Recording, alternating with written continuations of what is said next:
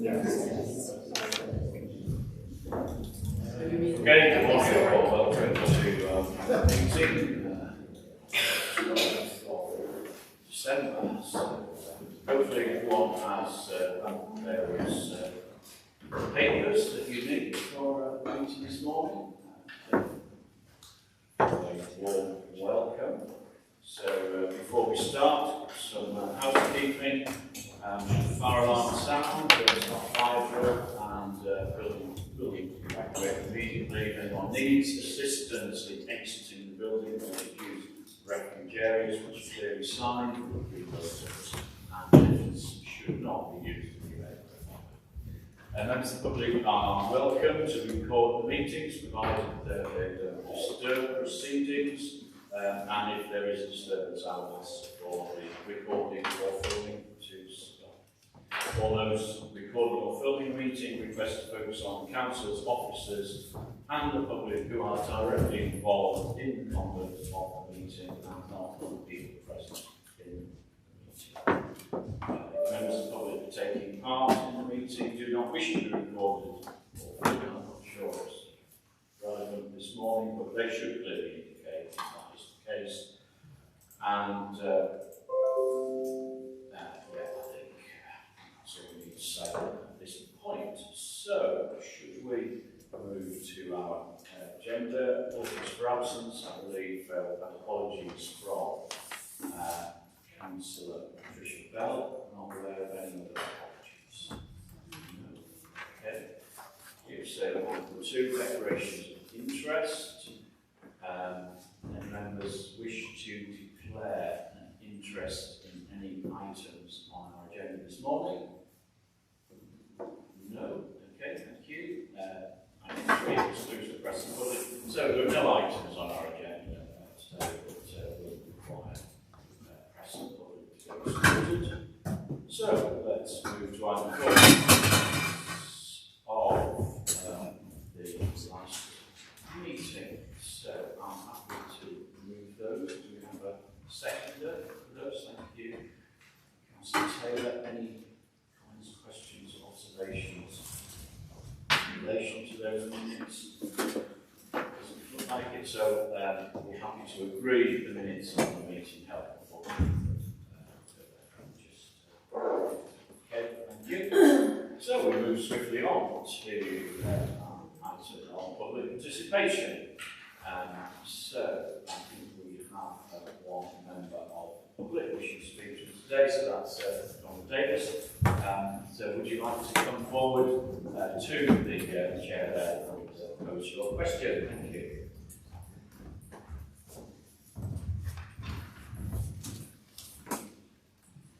Good morning.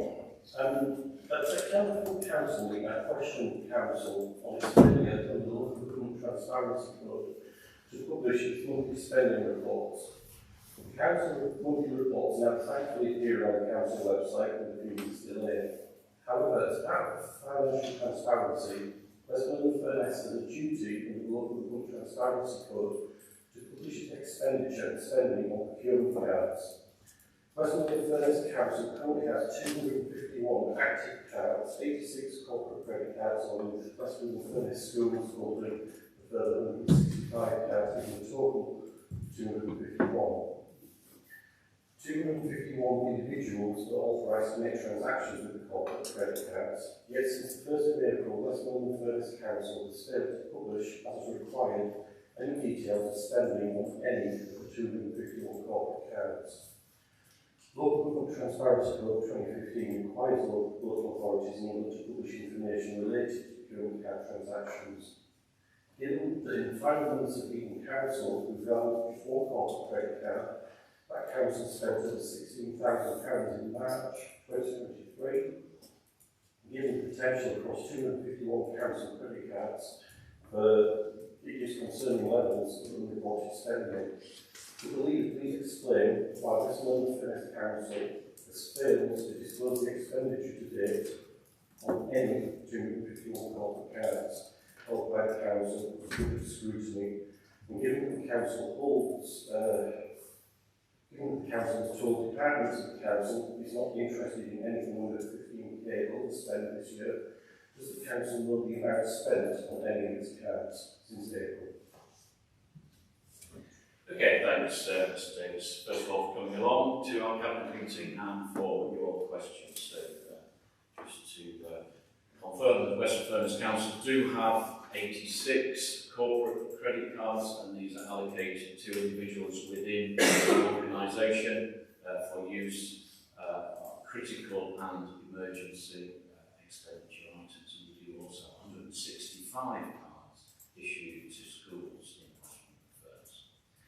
All expenditure via corporate credit cards needs to comply with council expenditure rules and be within agreed budgets. In addition, it is subject to monitoring and audit. Such expenditure is individually identified and authorised. So, this information should be published as part of transparency information on the council website, and unfortunately today this hasn't yet been included. What I can say is that once again the council is working on producing this information into a format which is suitable for publishing, and will do so as soon as practicable. Do you have a I do, just based on transparency and why, I'm sure you're expecting a second question. The council also put a requirement to publish details of all actions taken by officers. Again, this is to date failed to be published under transparency. Why is this not happening? Yeah, thank you. Yes, we do publish officer decision records, and happy to show you where they are posted on the website. That helps. But I'm happy to follow up the question with you. We do publish officer decision records. Thank you. Okay, thank you once again. Okay, so next is point 6, so statements from the leader and cabinet members. So very briefly, we have another cabinet meeting today, and since our last one we've had once again emergencies. We've had the snow event and also an explosive device in Ulverston. And I'd just like to thank officers once again for going over and above, if you like, the call of duty in responding to these events. And it does come on top of an already hectic work schedule.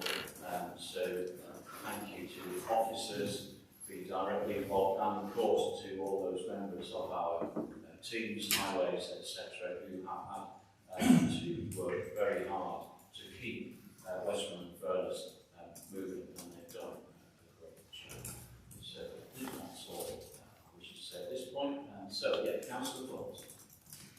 Yeah, this could be every cabinet meeting about storms and etc. But I feel I should say something about this last emergency. Did it have a name? I'm not sure it did, but the recent snowfall.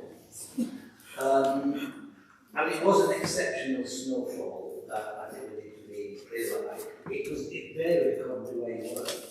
Clearly in the Ambleside, Windermere area, I mean, it was immense. And some people said they've not seen anything like it for 20 or 30 years. So it was an exceptional one. At a recent meeting, the Highways and Strategic Board, we talked about the winter maintenance plan. And so we had a plan. Our gritters were all ready in service, our personnel all well trained and ready to go. And of course we had our grip stores full as well. So it worked very well. We had 20 gritters out there. We immediately hired in some extra resource, various contractors, tractors, etc. In fact, myself and the leader followed them, did that the other day, a big tractor with a gritter on the back. Although the size of the snowfall did overwhelm the system to an extent, I think our staff did an incredibly good job. And I think the real point was they just carried on. They didn't sort of clock off when they'd done the shift, and they just carried on within their legal hours that are allowed to work, obviously. There was other areas of the council that came to me as well. I mean, morning, Steph was coordinating a lot of it with you.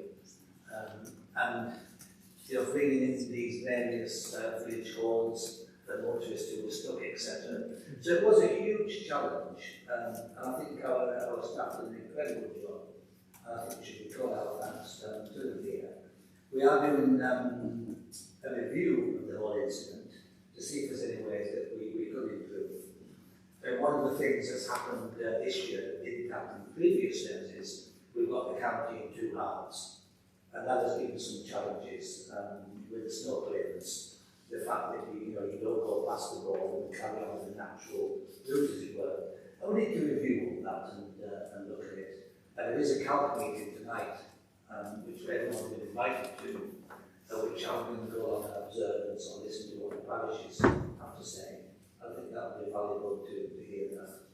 So thank you, Chair. I think the main thing is really call our thanks to the whole Funress team. Yeah, thank you. So, Councillor Archibald. Yeah, I'd echo what Councillor Portman said, and particularly thanks Steph for our updates, for regular updates through the microphone. So it was very, very welcome and most grateful for that. I think you're probably quite envious of one of your counterparts in Cumberland who decided at, I think, 9 o'clock at night to go on one of the vision lorries.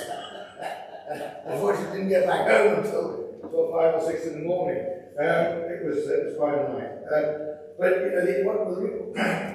before I get on the movies, I want to come in. I mean, you used the word exceptional, Peter, and we're using the word exceptional a lot in weather events, aren't we? And I think this just shows the importance of what we're doing relative to climate change. That around the world we are seeing exceptional events, and unfortunately, in some places, that is leading to significant mortality that we didn't know. Actually, the reason I wanted to come in was because today the EA will be publishing the results of its apportionment analysis of Windermere. Windermere is an iconic lake for us. It's a very important body of water. There has been quite a bit of interest, put it that way, in the sources of pollution. And there will be the results of this apportionment study coming out today, which I think will make very interesting reading for people, and but hopefully will also allow us as a council to have a constructive conversation with the EA, with the United Charities, with Save Windermere, and all the other folks that are interested in this, so that we can come to a consensus as to how we move forward with tackling this problem of eutrophication, potential eutrophication of Windermere. Thank you. Councillor Jones. Thank you, Chair. I just wanted to also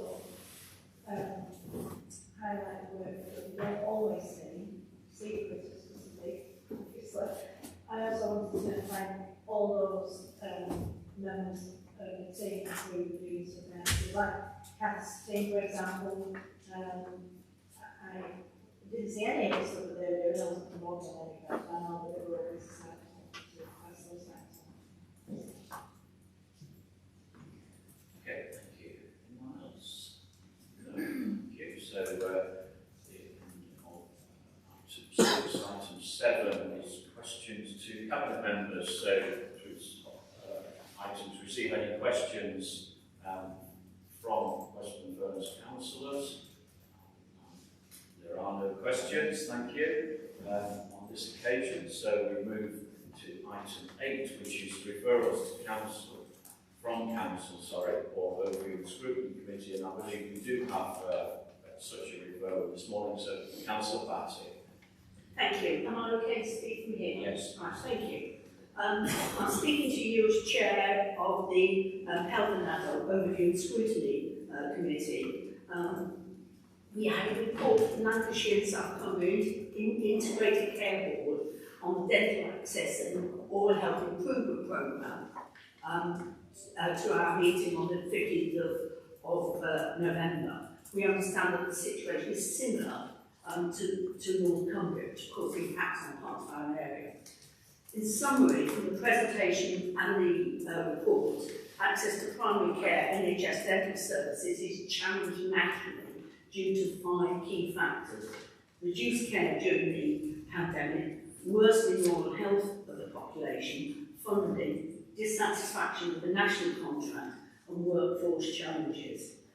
We were impressed by the action that has been taken locally by such measures as ensuring that people have emergency access to treatment, providing some additional sessions, investment in training programs, some targeting for children at greatest risk of poor dental health, support for staff and residents in care homes, and so on. But underlying all of this are the continuing funding problems causing dentists to withdraw from providing NHS services, which is resulting in some parts of our area having limited or no availability of NHS services. We understand that dentists are reimbursed at rates fixed in 2006 and varying apparently for the same treatment between £24 and £67 per unit, with funding not provided for 100% of the population. It was agreed at the committee that I brought this to the attention of the Cabinet and ask for your help in raising this issue nationally, e.g. along with other councils through the LGA and any other available routes. Thank you. Okay, thank you for bringing that referral to us. And clearly there are significant issues relating to dental service provision in our area and across the country, indeed, as you made reference to. I would say yes, we will endeavour to work with other councils and, as you suggest, through the local government association to see what we can do in relation to that and talk about any other routes. And I'm sure the health committees that we have will also take interest in it. So we will follow that up. I don't know if there are any obviously issues to comment further at this point, but we will get back to you and keep you informed on the progress. So thank you. Thank you. Okay, so that's item 8. So we move to item 9, and this is budget consultation and medium-term financial plan before the update. So this is Councillor Jarvis. Thank you. Yeah, good morning, Cabinet. So I'd like to update you this morning on the development of next year's revenue budget and medium-term financial plan to 2029. As the paper in front of you outlines, this is our first full budget setting process as a sovereign council. We are preparing this while still in the early months when we're new council, and that in itself presents challenges with multiple systems and new teams. And I'd like to thank all staff who have been involved for the work that they put in. Up front, I'd like to be very clear about my key messages. Firstly, this council remains in a relatively robust financial position. It is certainly financially stronger than many other councils that we're seeing struggling around this country. However, we do face significant pressures from inflation. Pressures from increased demand for key services and from a bleak outlook in terms of future government support. The budget and NTFP at the moment are showing moderate gaps that still need to be filled.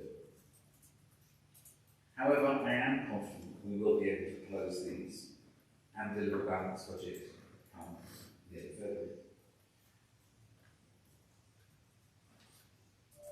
But this does not mean we do not need to invest to make savings. Sorry, but this does mean we need to invest to make savings. And we need to ensure that we exploit the benefits of local government organisation.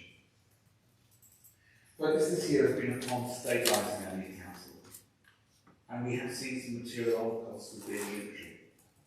However, we also know that there are opportunities for significant savings and synergies that we now need to identify. We need to exploit these to fill the gaps shown here and invest in delivery for our community. If I may turn briefly to look specifically at the 2024-25 year.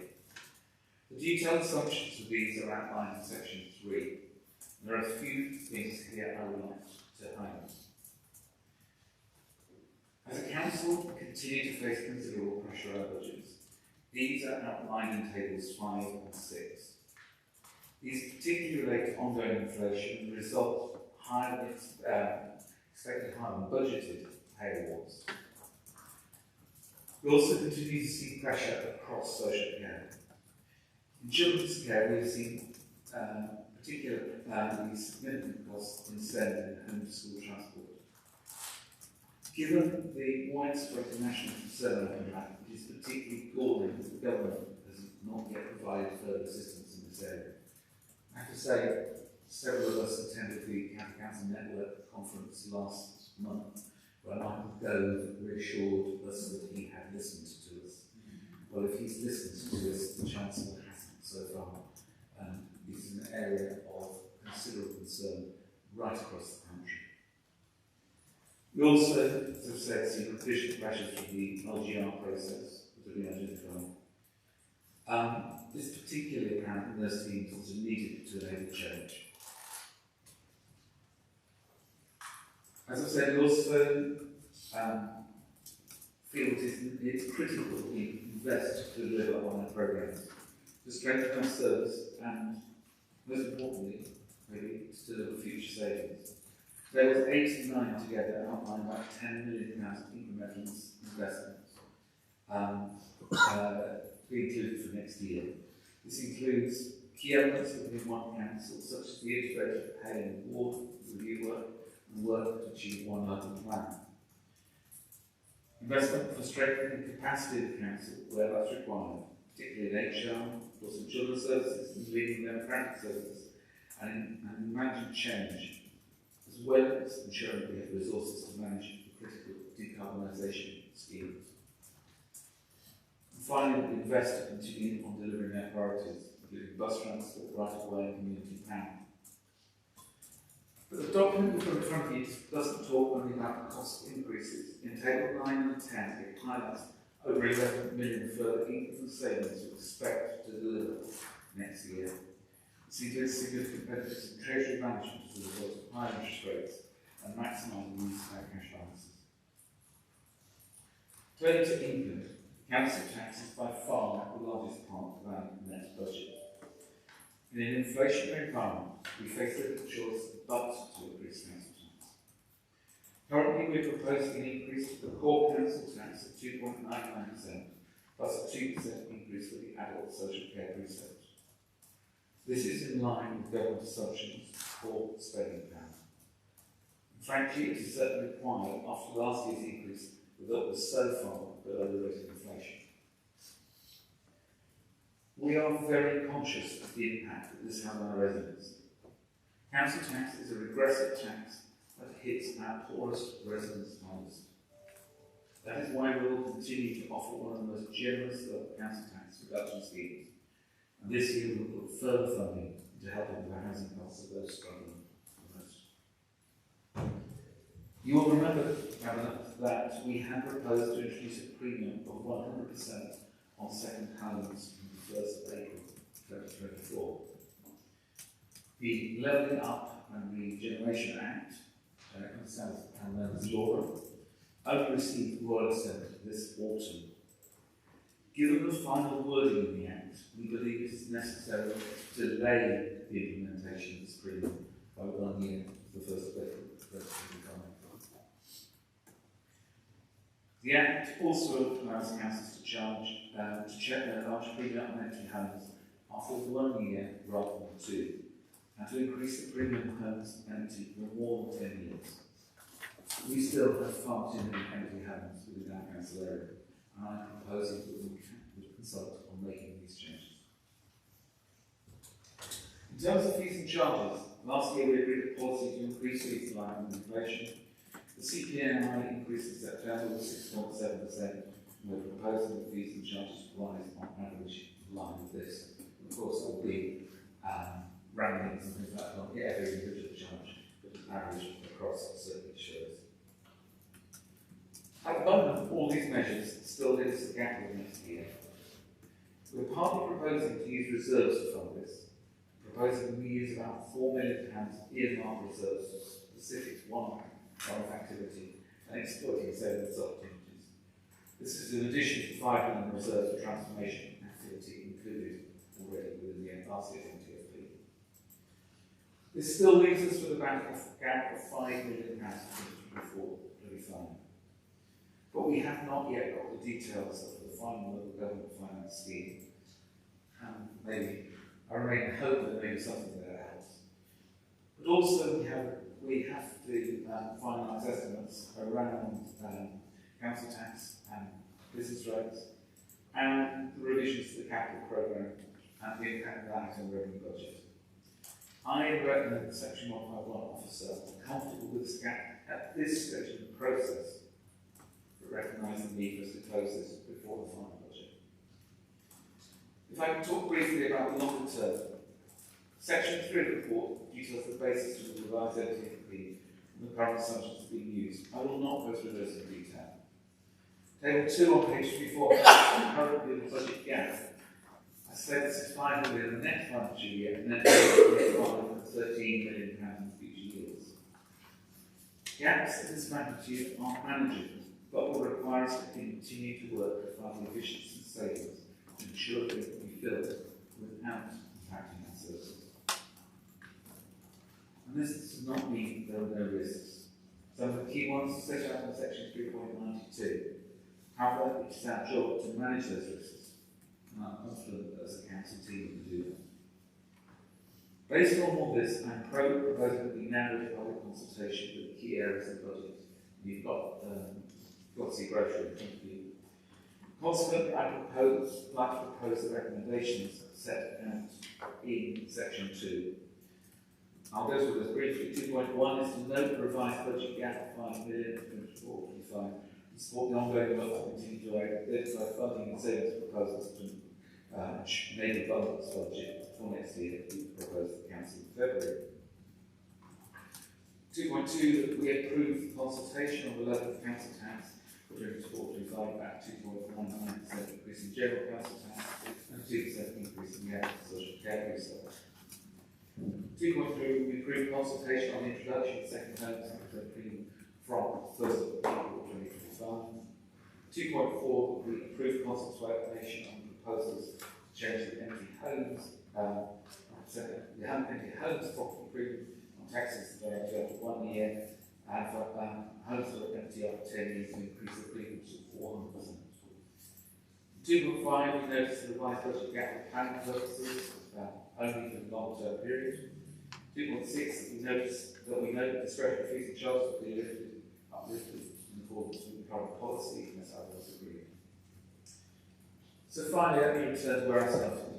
Yes, we've got challenges ahead. Yes, we still have some gaps to fill. But as a council, we're in a much better position than many of our peers. I'm confident that we can, together, we can do what is needed to maintain a sustainable financial future and deliver on our council priorities for the benefit of our residents. Thank you.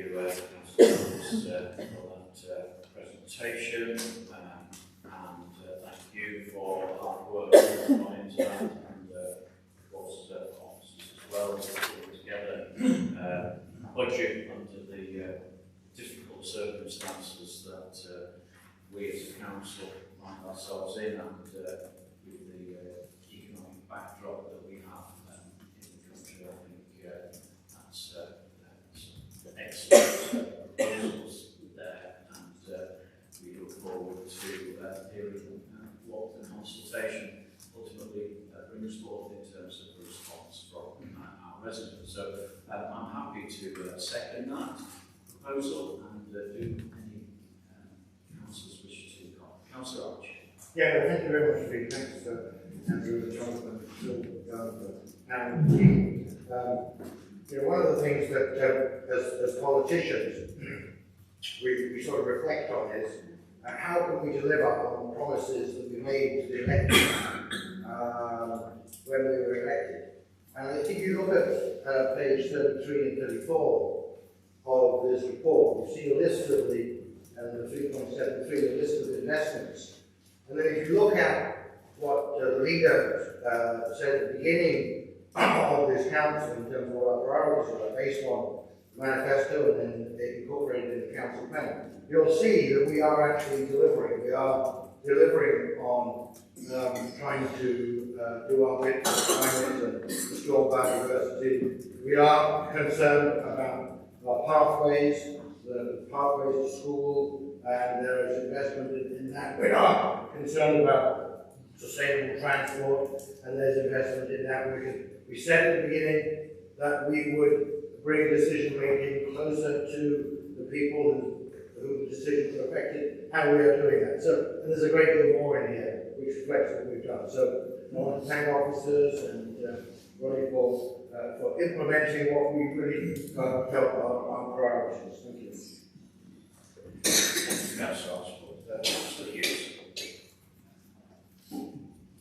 Thanks, Chair. I don't want to repeat much of Councillor Archibald has said, which I totally agree. But I would like to thank all the officers who so diligently managed to eke savings out of the budget for next year, because actually, as Councillor Archibald just said, this process needs to happen in parallel with our improving and extending the services we promise to deliver to residents. And in the area that I'm responsible, particularly want to thank the work in the home to school transport staff. We had, of course, an informal presentation to Cabinet from recently. But those savings hopefully certainly won't lead to a worsened service. On the contrary, they will identify efficiencies so that the service can operate more effectively, and also clean up the data so that officers have access to good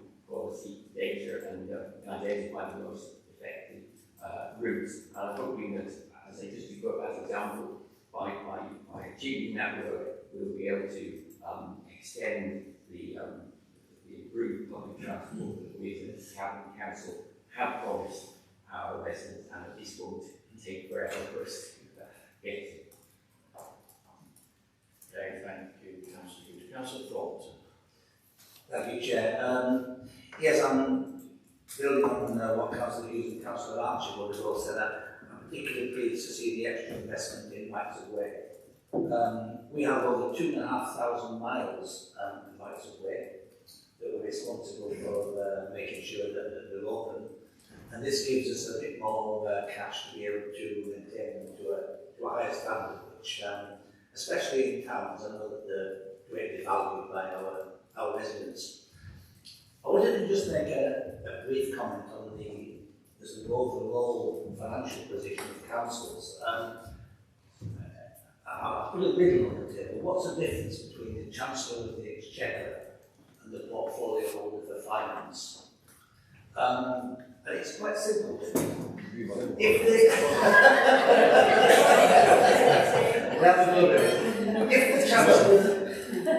If the Chancellor of the Exchequer simply does nothing, the tax rate rises.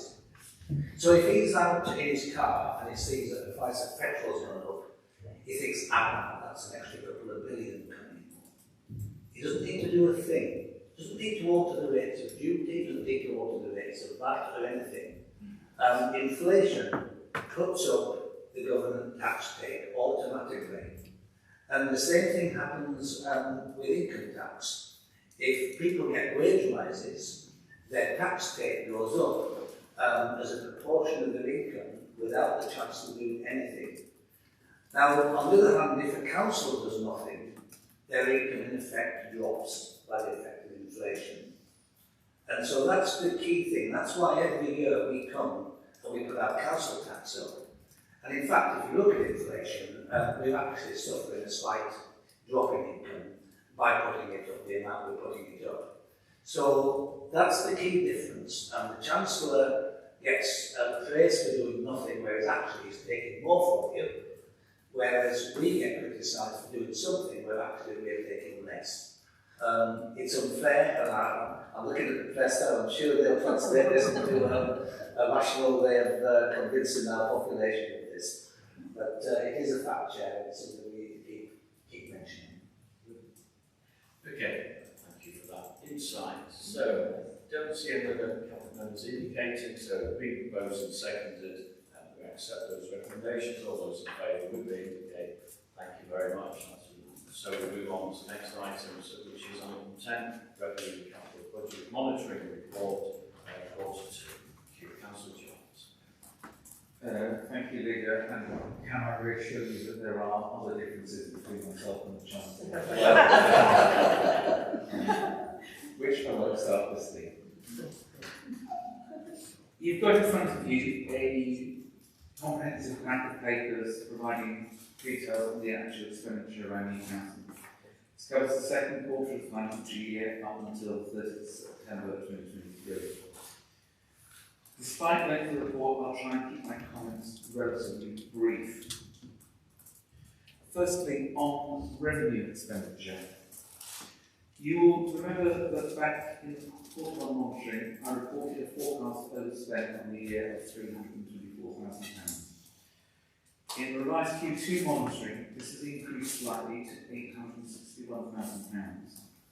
I'd have to say that remains relatively modest in the context of £263 million of net expenditure, and we'll continue to look to close this gap by year end. Secondly, I'm asking the Cabinet to recommend that the £5 billion transformation fund is removed from this year's budget. Although the development of the overall change programme has commenced, we will not be in a position to spend additional funding wisely this year. There's no point rushing to spend stuff on things which is not the right things to do. This money will be funded by the capitalisation direction, where our request will also be reduced, having a net zero impact on this year's budget, although that will actually slightly help future years' revenue budget. Key variances in expenditure are set out in tables 2, 3 and 4, with the details and directorate outlined in sections 3.14 to 3.89. Table 2 usefully highlights the forecast variances both in quarter 1 and quarter 2. You'll see that the largest adjustment in this forecast is the addition of £1.5 million costs to cover the pay award for district staff that was incorrectly excluded from the original budget. You'll also note that we are allocating £450,000 of the £1.1 million contingency budget to support two specific areas, details on section 2.9. Hopefully you will also see that the forecast overspend in both adults and children's services will reduce, both by about £800,000. But there are additional costs in thriving places and thriving communities. The thriving places overspend is primarily from the £500,000 overspend in winter maintenance, and that is due to the basis of the budget disaggregation, as well as shortfall in income from the Windermere Ferry. Gap in thriving communities is a large result of ongoing cost pressures, particularly on utility costs across our leisure services sector. These are partly offset by additional further gain in treasury management, both from interest receipts and from the lower than budgeted cost of borrowing. If we move on to capital expenditure, it's dealt in section 319 following. Overall, there are many changes to the capital programme, but these are largely small and do not materially change the shape of the capital programme at this stage. There are approximately 6.2 million of new schemes added into quarter 2 over the next 5 years. This includes a net 4.4 million grant changes outlined in table 28. Mostly of these relate to the highway study. Section 3.115 outlines the 1.8 billion of new schemes to be approved by Cabinet. All of these funded entirely from external sources. We are also currently proposing a modest amount of reprofiling and acceleration spend. Currently, that results in a net £1.3 million reduction from the 2023-24 spend and a £300,000 reduction in 24-25, with slightly higher net spend in the following year. A number of the larger items will require council approval, including the rephasing of ICT spend, investment on land port waste statutory standards, and a shift of £1 million of the expenditure at Grange. There are a number of requirements between budgets, which, although net zero in total, do require the approval of this Cabinet or the Council. And although the changes presented here are relatively small, I must again emphasise the risk of slippage from this year's planned expenditure. This is emphasised in section 3.119. We have an extremely ambitious capital programme, and we are a new council with a new team, and indeed we're now only now getting some of the key posts filled. I expect that we will see further significant reductions in this year's spend as we progress through Q3, Q4. As part of budgeting, we'll certainly have to look carefully at what is a reasonable, feasible profile of capital spend in future years. Consequently, I ask Cabinet to approve the lengthy recommendations in section 2.0. I won't go through those word for word, but recommendations 2.1 to 2.3 deal with the change to the net revenue budget, the Q2 outturn, and the use of the contingency budget. Recommendations term 4 and 2.5 are around reserves, including asking approval to create the £732,000 local government reorganisation reserve from our share of the Cumbrian LGR reserve. 2.6 to 2.10 asks Cabinet to approve changes to the capital programme, including violence, as well as reprofiling and accelerated expenditure. 2.11 to 2.13 ask you to recommend to Council a reduction in net budget, reprofiling and acceleration of the capital programme elements that require their approval. Finally, Cabinet is asked to note the revised capital programme in 2.14 and the mid-year Treasury Management Report in 2.15. I'd like to thank Pam and Sue, in particular, all the staff that have been involved in preparing this. This update again shows that our prudent approach to budgeting and managing our finances is working. It is letting us build our new council while protecting our long-term financial stability. And I heartily recommend the proposals to Cabinet.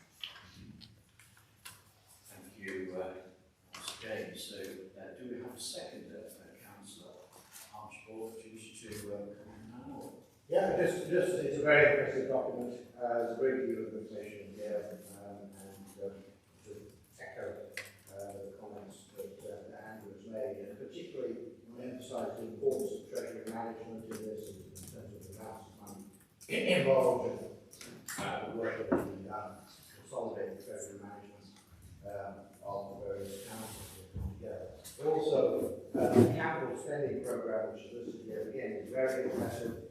There's a great deal going on here, and my understanding is that we will now be looking at all of our capital programs, and when we spend money on capital programs, we'll be looking at what's the impact on the environment of these programs, and are there ways in which we can enhance biodiversity through our capital work, because we need to show that leadership.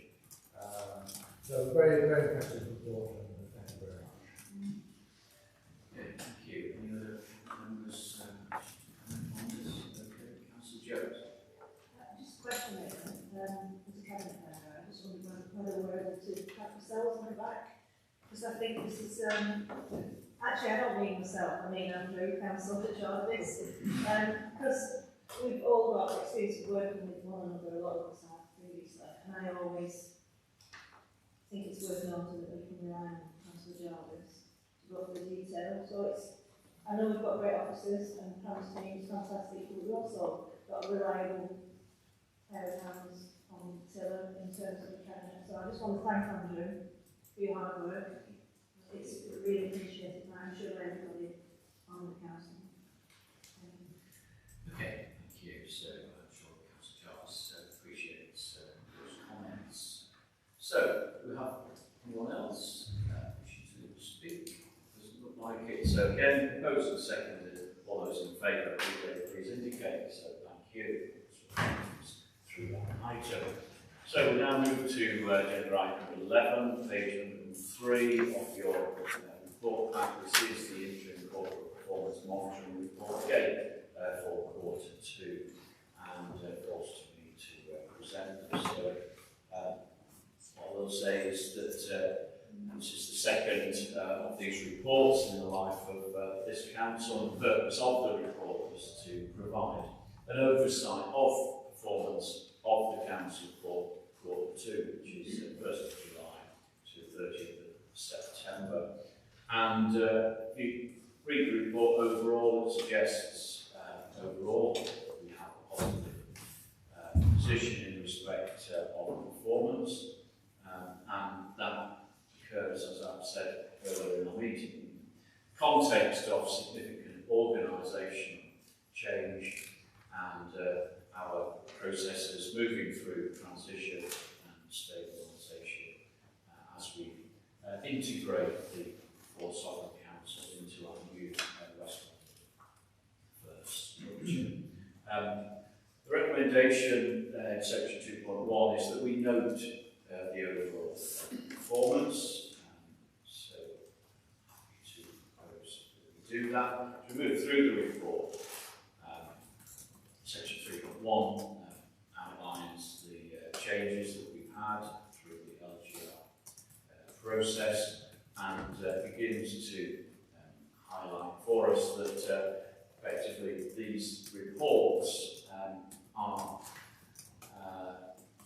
if you like, a temporary reporting mechanism while we build up more detailed reports once our ability to integrate the various back office reporting data streams to enable us to present a fuller report. So this is a work in progress. Nonetheless, 3.4 identifies for us that this document does allow scrutiny and oversight of our core service performance and progression towards the achievement of our council plan priorities, some of which Councillor Archibald made reference to in an earlier item. The delivery framework and our council plan, which was approved on 29th of September, provides us with further detail of how we intend to deliver on our priorities, and as I've mentioned, in future the corporate performance report will be developed to include additional metrics to allow us to examine that progress in more detail. So, as it stands, this interim report contains 67 interim performance matrices.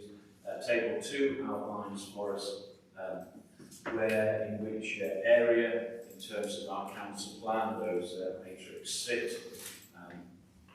Section 3.11 again highlights for us the fact that not only have we got significant challenge internally as we restructure our organisation, but clearly the national backdrop is unprecedented, is the word that's used in the report is, and that clearly has a significant impact on the workings of the council and demand on our services, cost of living crisis, driving residents to experience stress and need to access additional services.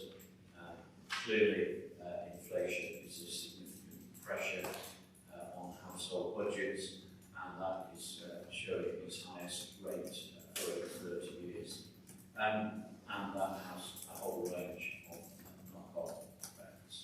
So, moving on through the report, figure 2 highlights the overall position indicators at the end of quarter 2 on a red on green and black rating basis, and then the report details various those priority areas, key achievements and areas to watch. Hopefully that narrative is helpful in interpreting the report. If I was just to take one example there, section 321, so communities, and as mentioned, 64% of the communities matrices were performing well or meeting target rated green. 324 talks about the end of quarter 2, there were 3,982 open highways defects in Western Ferguson. That's a reduction of almost 13% on quarter 1, so significant clearly we're not complacent, and 325 highlights for us that there's been a large increase in the number of households in temporary accommodation, rising from 68 to 41 to 112, quarter two, and that really underlines the comments that I've made, and clearly the narrative goes on to talk about something like that in more detail, and we are working hard to try and ensure that that number is contained and reduces as soon as we're able to do that. And so the report goes through the various areas of the council in that format, and then Appendix 1 outlines for us in more detail, again, individual KPIs and histories and actions. So the report is all there for us to look at. Hopefully provided you with oversight of its contents. Happy to propose the recommendation that we made. I look for a seconder, Councillor Jarvis. That's appreciated. Would you wish to comment at this point? Very briefly, if I may. It might not surprise you if I say I like numbers.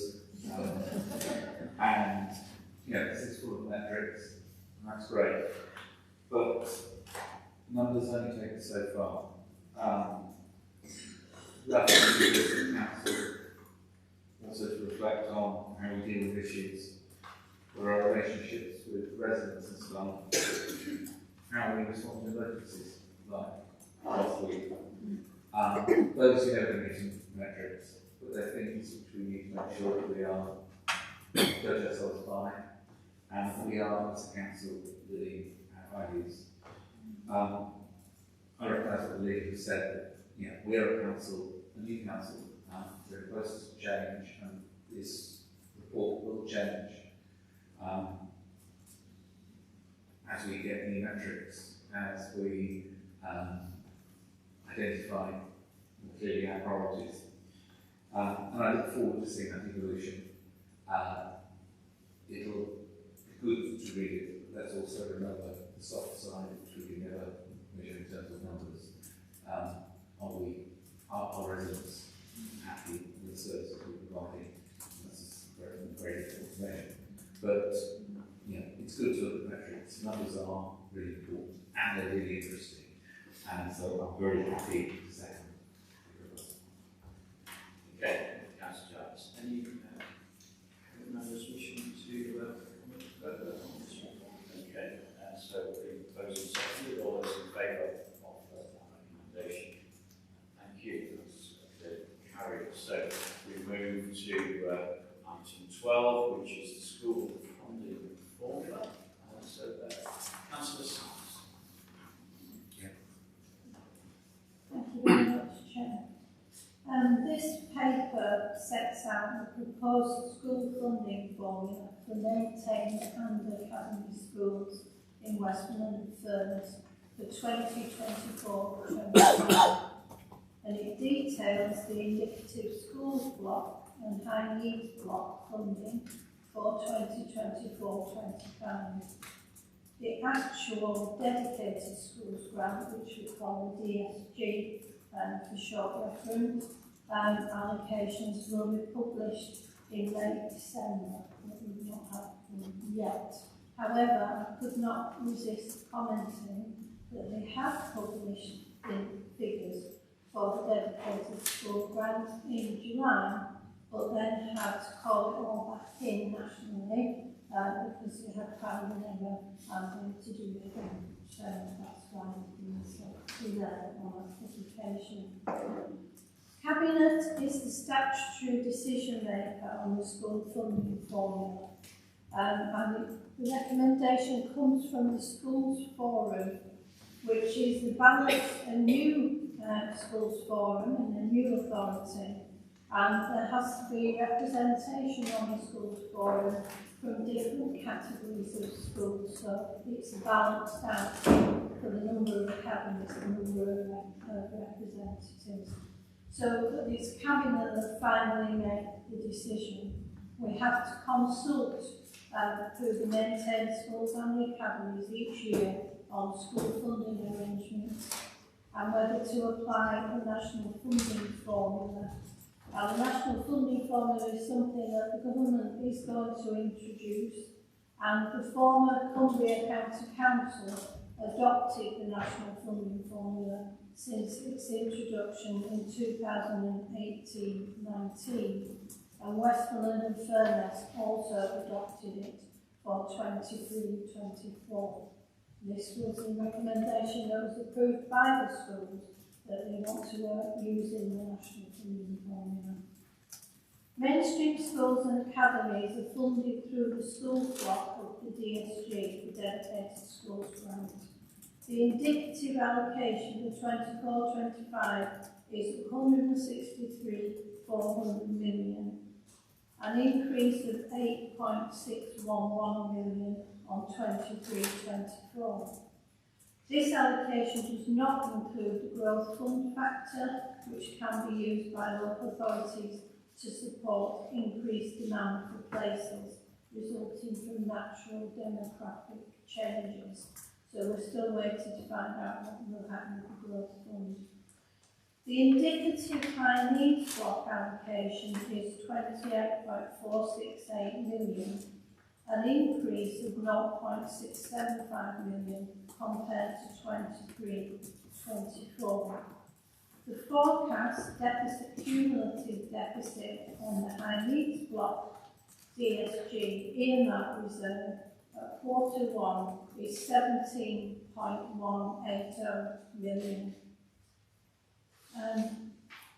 The high needs block is something that is happening in all local authorities. They're all deficits, and some are extremely large, larger than the one we've got at the moment. We were categorised by the DFE to get support, which we have been receiving while we were with Cumbria County Council and continuing with Cumberland and Westmorland and Funress. And this is called Delivering Better Value for SEND, and we've got work undergoing with that, with the idea being that if we can meet the needs of children with special educational needs in a better way, and we can manage without having to keep raising the deficit. Local authorities can transfer up to 0.5% of schools block funding into the high needs block. Above 0.5% requires the Secretary of State's approval. It's estimated that in our case 0.5% would equate to 0.821 million. While we've been working with the Schools Forum both as a county council and also as a unitary authority, the recommendations have come from the Schools Forum as follows. 1, that the national funding formula is adopted for 24-25. 2, after taking into account the growth fund budget, any residual balance up to 0.5% is transferred from the schools block to the high needs block. I would want to say at this stage that's highly unlikely. Any balance remaining after a transfer of 0.5%, which is even more than likely, is allocated to schools through the funding formula. If the funding formula is not affordable, the basic per pupil factors in the formula are reduced. What we've done through the Schools Forum with everybody working together, which is brilliant, is very much keeping the schools allocation up and managing to do that. The funding formula may either be greater than required to fully apply the national funding formula or not affordable due to how local authorities are allocated funding. This is where you're, even after Andrew's wonderful exposition on the finance, this explanation also requires ordering account to people present. Okay? So hold your breath. This is done by applying the national funding formula to October 2022 pupil numbers to calculate primary and secondary units of funding, which are then multiplied by October 2023 pupil numbers to produce the local authority allocation. This reflects changing numbers of pupils, but not changes in pupil characteristics, such as preschool meal eligibility. In 23-24, there was an affordability gap of 0.179 million. And that is a key indicator of the scale of what might be the difference between what you think and what actually comes out at the end of the same for our local authority. On the consultation itself, 14 schools responded to the consultation compared to 15 across the whole of Cumbria in 23-24. 11 schools agreed the national funding should be used to allocate funding in 24-25.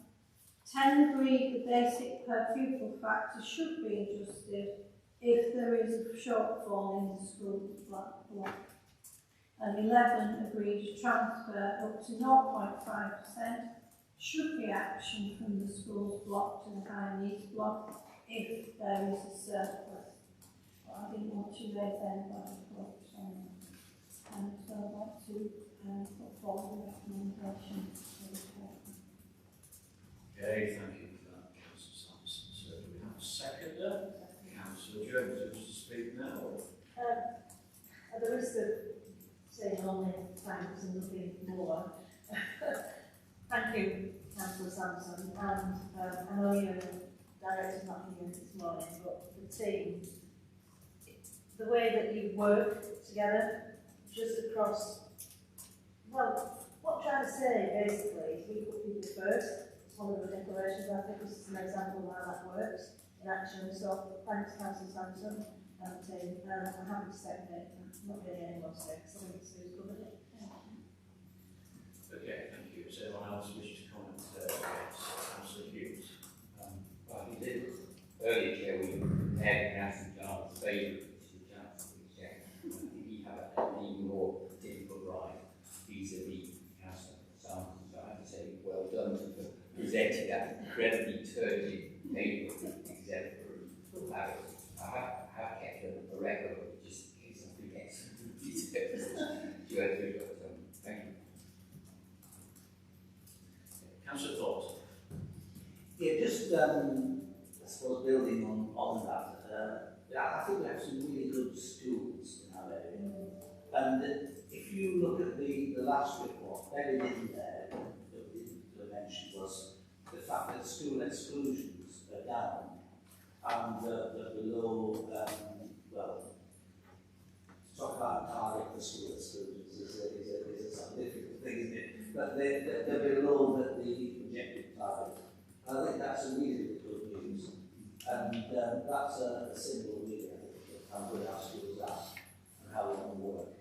Because if you have good schools working well, children going to school and not being excluded, that does save potentially huge amounts of money as well for the council, as well as leading to better, more fulfilling lives.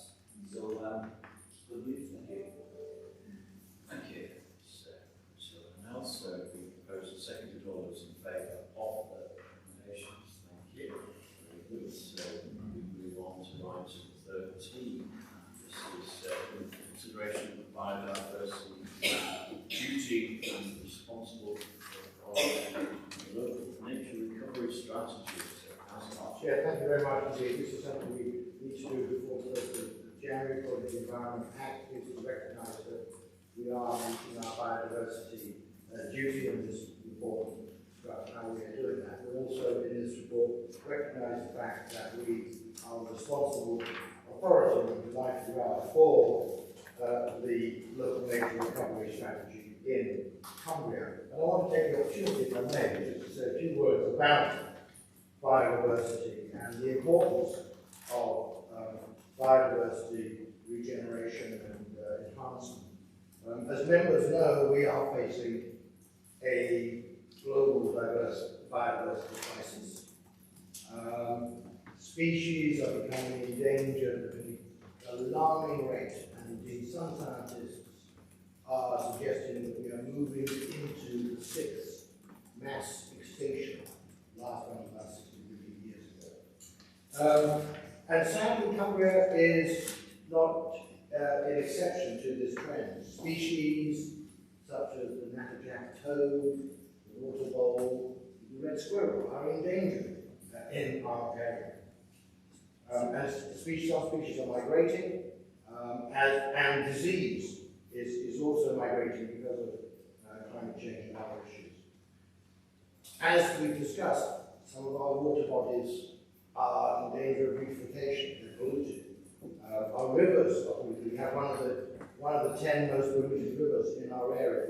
In the country, we have one of those in our area. We've been struck by elm disease, which is killing trees. The vast majority of our peat, we have acres and acres, hectares of peat. The vast majority of our peat is degraded and releasing carbon rather than absorbing it. In places, our skies are too bright at night. We have invasive species in parts of our area which need to be controlled. And we have towns that have been quite properly erected and built using concrete, but not necessarily developing sufficiently the environmental opportunities of a green urban development. So we have a lot in front of us, and I'm glad that we have, as we saw in the budget, determined that we need to have resources to tackle these issues.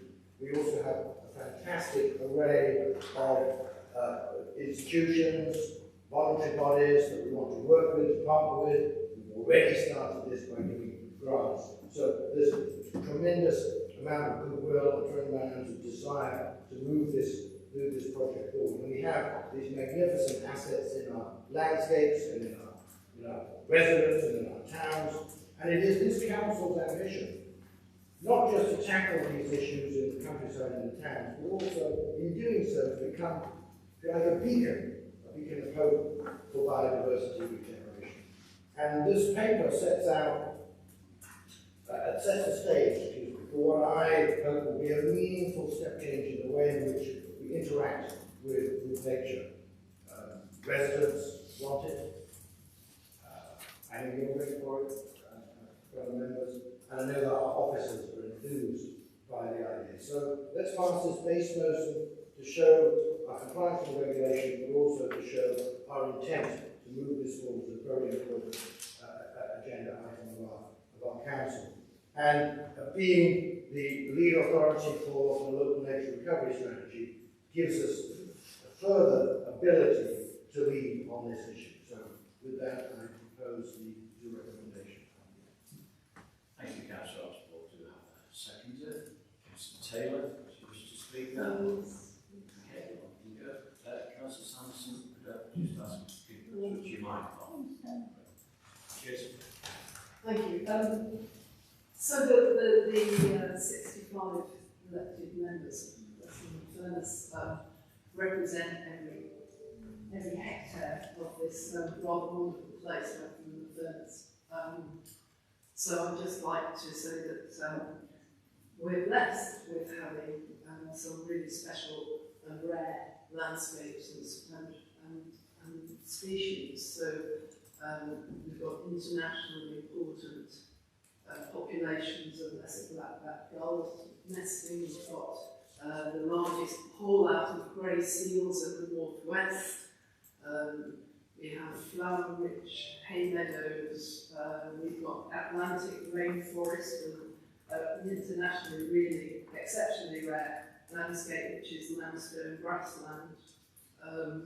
Looking at the home we provide for creatures, even though the waterways are not as in good shape as they should be, we still have very rare things like white crayfish.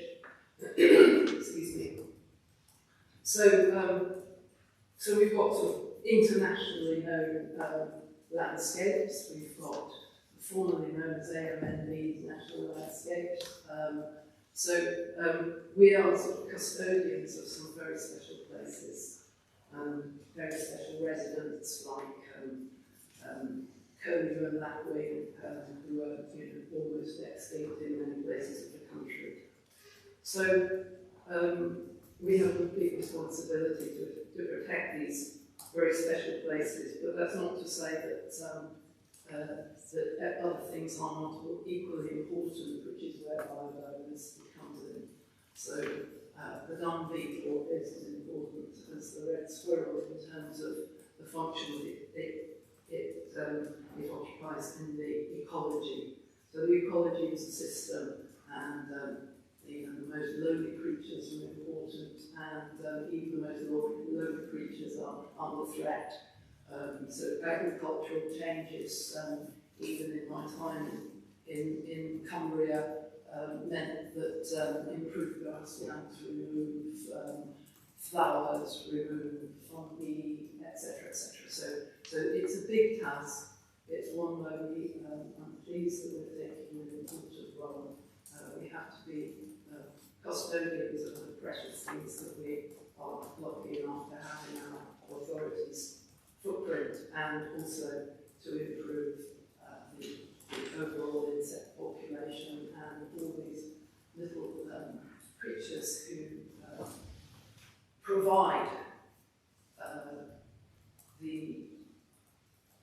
the nature on which we are all dependent, because without plants we will die. So that's I think that's all I have to say. I'm pleased that we are taking a significant role in the local nature recovery strategy, and I'll go to it. Thank you. Thank you, Councillor Taylor. Councillor Jones. Right, make it brief. I just wanted to acknowledge the willingness, the keenness of communities. We couldn't do any of this without them, whoever they are, and whatever form they take, whether it's a group or a community or long volunteers.